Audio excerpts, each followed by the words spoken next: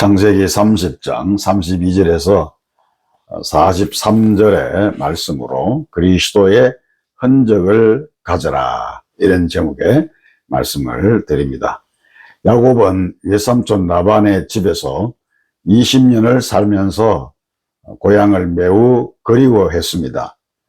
그러다가 라헬에게서 요셉을 낳고는 고향으로 가려고 외삼촌 라반에게 요청을 하면서 이런 제안을 했습니다. 그것은 곧 양떼 중에 아롱진 것, 검은 것, 그리고 점 있는 것은 다 제외하고 흰 양들만 두었다가 거기서 새끼를 낳을 때 아롱지고 점 있고 그리고 검은 것이 나면 내 것으로 하고 그렇지 않은 것은 삼촌의 것으로 하자라고 하는 제안이었습니다. 라반은 야곱의 말을 듣고 캐이 승낙을 했습니다. 왜냐하면 흰 양 속에서 검은 것이나 점 있는 것 그리고 아롱진 것이 나올 리가 전혀 없다라고 생각을 했기 때문입니다. 이때부터 야곱은 자기 양을 만들기 시작을 했습니다. 야곱이 양을 칠 때 버드나무와 신풍나무와 살구나무, 푸른 가지에다 얼룩하게 껍질을 벗겨 희고 푸른 무늬가 나오도록 만들어서 시냇가에서 양들이 물을 먹을 때 세워 놓았습니다. 드디어 양들이 물을 마시고 그 버드나무, 신풍나무 그리고 살구나무의 얼룩을 보고서 새끼를 낳는데 아롱지고 점 있고 검은 것이 많이 쏟아져 나왔습니다.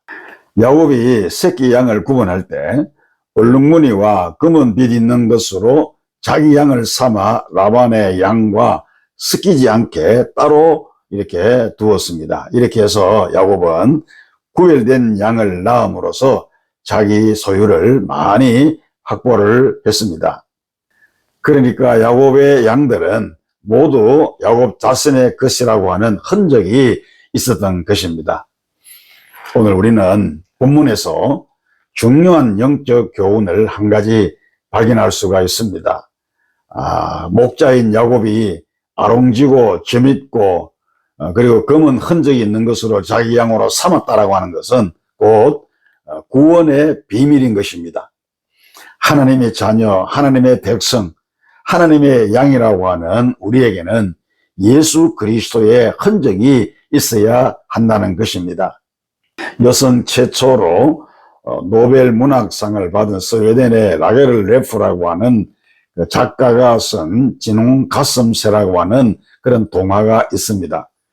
옛날에 하나님께서 세상 만물과 동식물을 지으실 때였어요.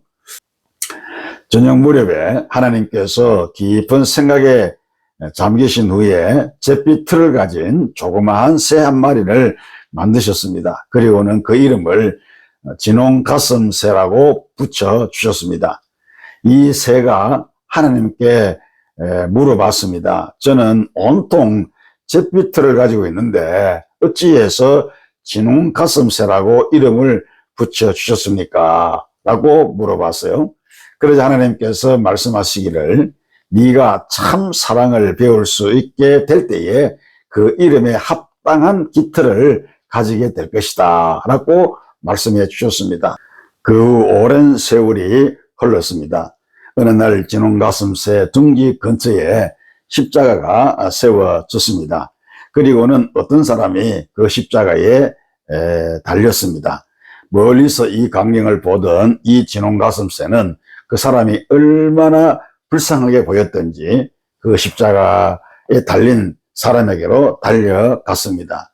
가까이 가서 보았더니 그 사람의 이마에 가시관이 씌워져 있었는데 그 가시가 박힌 상처에서 검붉은 피가 쏟아나고 있었습니다. 이 새는 그 가엾은 사람의 이마로 날아가서 자신의 조그만 부리로 그 사람의 이마에서 가시를 하나씩 뽑아내기 시작했습니다. 가시가 뽑힐 때마다 피가 솟아나와서 이 작은 새는 온통 피투성이가 되고 말았습니다. 이 새는 지칠 때까지 그 가시들을 뽑다가 안타깝게 돌아오고 말았습니다. 왜냐하면 그 사람이 결국 숨을 거두고 말았기 때문입니다. 그런데 자기 몸에 묻은 피가 도무지 깨끗하게 치워지지 않았습니다. 결국 목덜미와 가슴에는 핏자국이 남게 되었고, 더욱 이상한 것은 그 새가 낳은 새끼들마다 모두 목덜미와 가슴에 선명한 진홍빛을 가진 털이 생기게 되었던 것입니다. 성도 여러분, 그리스도인들은 예수 그리스도 십자가의 피로 얼룩진 하나님의 양들입니다. 지금도 예수님은 우리의 심령 속에 주의 보혈로 얼룩지게 하십니다. 그러므로 우리 하나님은 어떤 사람을 당신의 자녀로 삼으실 때 그 사람에게서 행위를 보지 않습니다. 인간의 의로움이나 공적이나 그리고 외적인 조건을 보지 않으십니다. 오직 예수 그리스도의 보혈의 얼룩이 네게 있느냐를 보시고, 너는 내 양이다, 너는 내 백성이다, 너는 내 자녀다, 이렇게 말씀해 주시고 인을 쳐 주시는 것입니다. 우리가 잘 부르는 찬송가 254장 5절을 보면 이런 가사가 있습니다. 그 피가 마음속에 큰 증거됩니다. 내 기도 소리 들으사 다 허락하소서. 예수 그리스도의 피가 우리의 마음속에 큰 증거가 된다고 했으니, 예수님의 보혈로 얼룩진 사람만이 하나님의 양이요, 하나님의 자녀요, 하나님의 백성이 될 수가 있고, 예수님의 보혈로 얼룩진 사람만이 라반의 세계를 떠나서 영원한 본향으로 갈 수가 있는 것입니다. 바울 사도는 나는 내 몸에 예수 그리스도의 흔적을 가졌다라고 자랑스럽게 선포를 했습니다. 바울이 말한 이 예수의 흔적이 무엇입니까? 그것은 바로 예수 그리스도의 보혈입니다. 예수 그리스도의 보혈로 자신의 온 몸과 영혼, 그리고 자신의 온 삶에 얼룩을 졌던 것입니다. 성도 여러분, 여러분들에게는 예수님의 어떤 흔적이 있으십니까?